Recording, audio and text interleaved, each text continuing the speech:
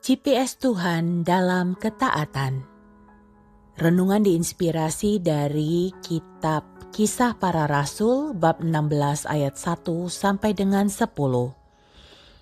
Paulus datang juga ke Derbe dan ke Listra. Di situ ada seorang murid bernama Timotius.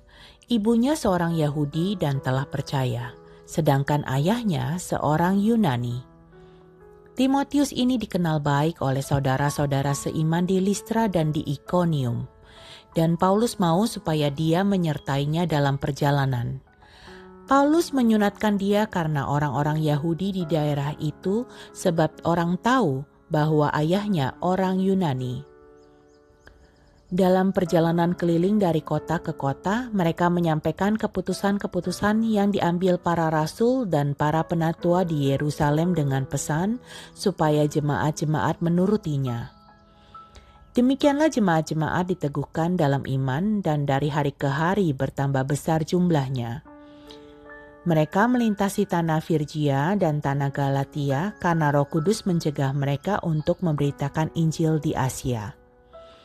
Setibanya di Misia, mereka mencoba masuk ke daerah Bitinia, tetapi Roh Yesus tidak mengizinkan mereka. Setelah melintasi Misia, mereka sampai di Toras. Pada malam harinya tampaklah oleh Paulus suatu penglihatan.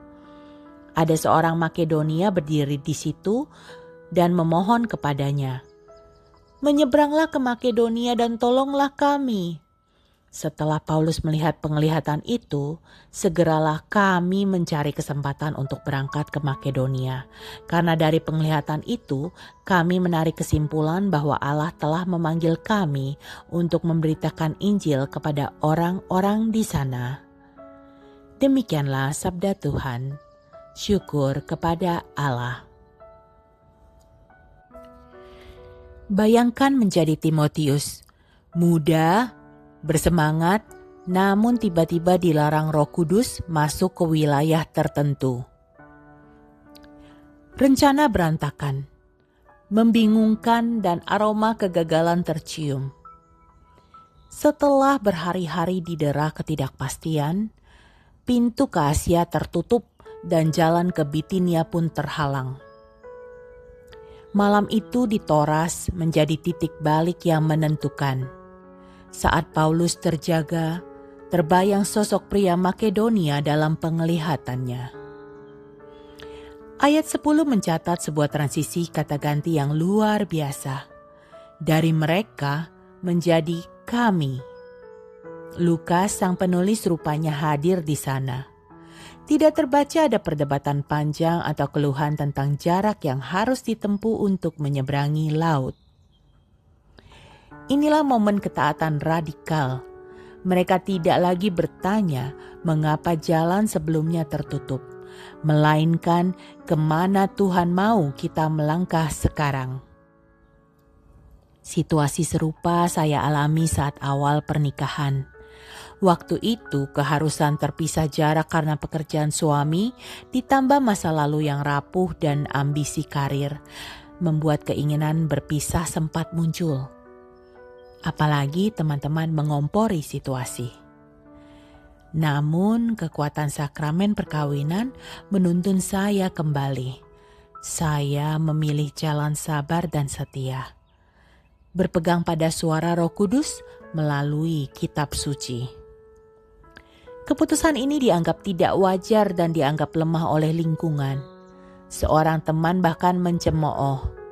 Sejak rajin baca firman, kamu jadi lemah, seolah membiarkan dirimu diinjak. Saya dicerca karena prinsip iman. Namun itulah awal saya benar-benar membiarkan hidup dibimbing firman. Hasilnya, pernikahan saya terselamatkan, diberkati dengan suami yang mengasihi, dan 3 anak laki-laki yang membuatku selalu merasa bersyukur. Yesus benar. Dalam Yohanes 15 ayat 18-19, mengikutinya berarti berbeda dari dunia.